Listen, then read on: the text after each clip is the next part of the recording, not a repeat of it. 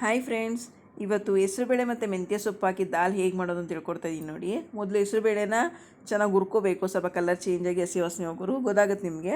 ಅದನ್ನ 2-3 ಸಲ ತೊಳ್ಕೊಬೇಕು. ತೊಳೆದೋದಕ್ಕೆ ನೀರು ಹಾಕಿ ಅರಿಶಿನ ಪುಡಿ ಮತ್ತು ಅಡುಗೆ ಎಣ್ಣೆ ಹಾಕಿ ಕುಕ್ಕರ್ ಮುಚ್ಚಳ ಮುಚ್ಚಿ 3-4 ವಿಷಲು ಚೆನ್ನಾಗಿ ಬೆಂದು ಸ್ಮ್ಯಾಶ್ ಆಗೋವರೆಗೂ ಬೇಯಿಸಬೇಕು ಫ್ರೆಂಡ್ಸ್.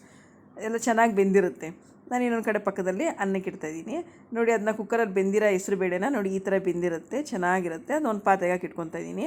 ಅದೇ ಕುಕ್ಕರ್ಗೆ ನಾನು ಏನು ಮಾಡ್ತೀನಿ, ಒಗ್ಗರಣೆ ಹಾಕ್ತೀನಿ. ಎಲ್ಲ ರೆಡಿ ಮಾಡಿ ಇಟ್ಕೊಂಡಿದ್ದೀನಿ ನೋಡಿ.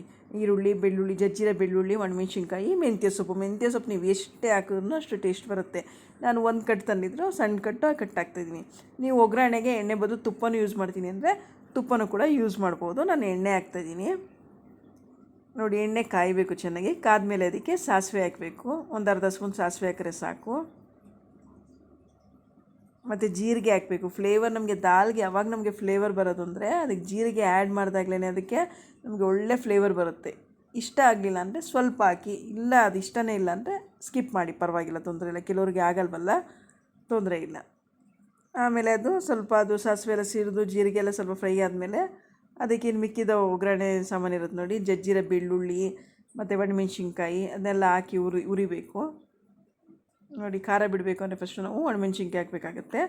ಒಣಮೆಣ್ಸಿನ್ಕಾಯಿ ಹಾಕಿ ಸ್ವಲ್ಪ ಫ್ರೈ ಮಾಡಬೇಕು. ಅದು ಸ್ವಲ್ಪ ಫ್ಲೇವರ್ ಬಿಡಬೇಕು. ಯಾವುದೇ ಒಂದು ಆದಷ್ಟೇ ನಾವು ಹಂತವಾಗಿ ಮಾಡಬೇಕು. ಆಮೇಲೆ ಬೆಳ್ಳುಳ್ಳಿ ಹಾಕಬೇಕು. ಜಜ್ಜಿರೋ ಬೆಳ್ಳುಳ್ಳಿ ಸ್ವಲ್ಪ ಫ್ರೈ ಆಗೋವರೆಗೂ ಕೂಡ ಅದು ಮಾಡಬೇಕು. ಮತ್ತು ಸ್ವಲ್ಪ ನಾನು ಹಿಂಗೆ ಹಾಕ್ತಾಯಿದ್ದೀನಿ, ಪುಡಿ ಹಿಂಗೆ ಹಾಕ್ತಾಯಿದ್ದೀನಿ. ಕಲ್ಲು ಯೂಸ್ ಮಾಡ್ಬೋದು, ನಾನು ಪುಡಿ ಹಿಂಗೆ ಯೂಸ್ ಮಾಡ್ತಾಯಿದ್ದೀನಿ. ಅದನ್ನ ಹಾಕಿ ಸ್ವಲ್ಪ ಅದು ಸ್ಮೆಲ್ ಬರೋವರೆಗೂ ಫ್ರೈ ಮಾಡಿ ಅದಕ್ಕೆ ಈರುಳ್ಳಿ ಹಾಕ್ಬೇಕು. ಇವಾಗ ಸಣ್ಣಗೆ ಹೆಚ್ಚಿಟ್ಕೊಂಡಿರ್ತೀವಲ್ಲ, 1-2 ಎಷ್ಟಾರು ಈರುಳ್ಳಿ ಹಾಕ್ಕೊಂಡಿದ್ದೀವಿ. ಇದಕ್ಕೆ ಏನೇನು ಎಷ್ಟೆಷ್ಟು ಜಾಸ್ತಿ ಹಾಕ್ತೀರಾ ಅಷ್ಟು ಫ್ಲೇವರ್ ಚೆನ್ನಾಗಿರುತ್ತೆ, ಅಷ್ಟು ಟೇಸ್ಟು ಕೂಡ ಚೆನ್ನಾಗಿರುತ್ತೆ.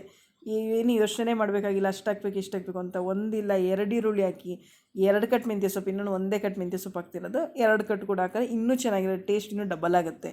ನಾನು ಇವಾಗ ತಕ್ಷಣಕ್ಕೆ 1 ಕಟ್ ಇತ್ತು, 1 ಕಟ್ ಹಾಕಿ ಅದು ಕೂಡ ಹಸಿ ವಾಸನೆ ಹೋಗೋವರೆಗೂ ನಾವೆಲ್ಲ ಹೇಗೆ ಫ್ರೈ ಮಾಡ್ತೀವಿ ಒಂದಾದ್ಮೇಲೆ ಒಂದು, ಅದ್ರ ಮೇಲೆ ಅಡುಗೆ ಟೇಸ್ಟ್ ಆಗುತ್ತೆ.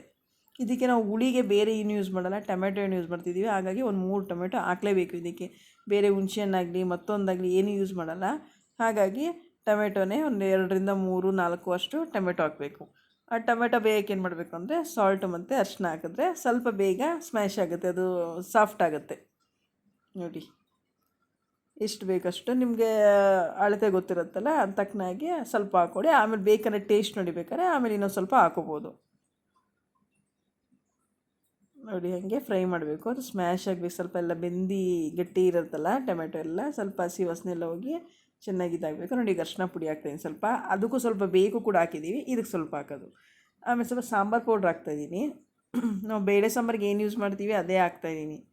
ಇದ್ರ ಜೊತೆ ಬೇಕಾ ನೀವು ಸ್ವಲ್ಪ ರೆಡ್ ಚಿಲ್ಲಿ ಪೌಡರ್ ಹಾಕ್ಬೋದು, ಕಲರ್ ಇನ್ನೂ ಜಾಸ್ತಿ ಬರುತ್ತೆ ಮತ್ತು ಚೆನ್ನಾಗೂ ಇರುತ್ತೆ ಟೇಸ್ಟು. ಅದನ್ನು ಹಾಕಿ ಹುರಿದಾದ್ಮೇಲೆ ನಾವು ಏನು ಬೇಯಿಸಿಟ್ಕೊಂಡಿರ್ತೀವಿ ಹೆಸರು ಬೇಳೆದು ಕಟ್ಟಿರುತ್ತಲ್ಲ ಅದನ್ನು ಹಾಕಬೇಕು. ಅದನ್ನು ಹಾಕಿ ನೀರು ನಮಗೆ ಎಷ್ಟು ಬೇಕಷ್ಟು ತೆಳ್ಳಗೆ ಬೇಕು. ಈಗ ಚಪಾತಿಗೆ, ಪೂರಿಗೆ, ಇಡ್ಲಿಗೆ, ಅನ್ನಕ್ಕೆ, ಬಿಸಿ ಅನ್ನಕ್ಕೆ ತುಪ್ಪ ಹಾಕ್ಕೊಂಡು ತಿಂದರೆ ತುಂಬ ಚೆನ್ನಾಗಿರುತ್ತೆ. ನಾನು ಸ್ವಲ್ಪ ಮೀಡಿಯಮಾಗೆ ಮಾಡಿದ್ದೆ. ಅದೇನಾಗುತ್ತೆ ಅಂದರೆ ಬೇಯ್ತಾ ಸ್ವಲ್ಪ ಗಟ್ಟಿಯಾಗುತ್ತಲ್ಲ, ಹಾಗಾಗಿ ತೋರಿಸ್ಲಿಕ್ಕೆ ಮೀಡಿಯಮಾಗಿ ಮಾಡಿದ್ದೀನಿ. ಅದು ಬೆಂದಾದಮೇಲೆ ಗಟ್ಟಿಗೆ ಆಗಿರುತ್ತೆ. ಕೊನೆಯಲ್ಲಿ ಸಣ್ಣಗೆ ಹೆಚ್ಚಿನ ಕೊತ್ತಂಬರಿ ಸೊಪ್ಪು. ಇದಕ್ಕೆ ಬೇಕಂದರೆ ನೀವು ಕಸೂರಿ ಮೇಥಿ ಹಾಕ್ಬೋದು ಮತ್ತು ಗರಂ ಮಸಾಲ ಹಾಕ್ಬೋದು. ನಾನು ಅವೆಲ್ಲ ಏನೂ ಹಾಕಿಲ್ಲ ಒಟ್ಟಿಗೆ, ಇಷ್ಟೇ ಮಾಡಿದ್ದೀನಿ. ಇದು ಟೇಸ್ಟಿಯಾಗಿತ್ತು, ನ್ಯಾಚುರಲಾಗಿ ಟೇಸ್ಟಿಯಾಗಿ ಚೆನ್ನಾಗಿರುತ್ತೆ.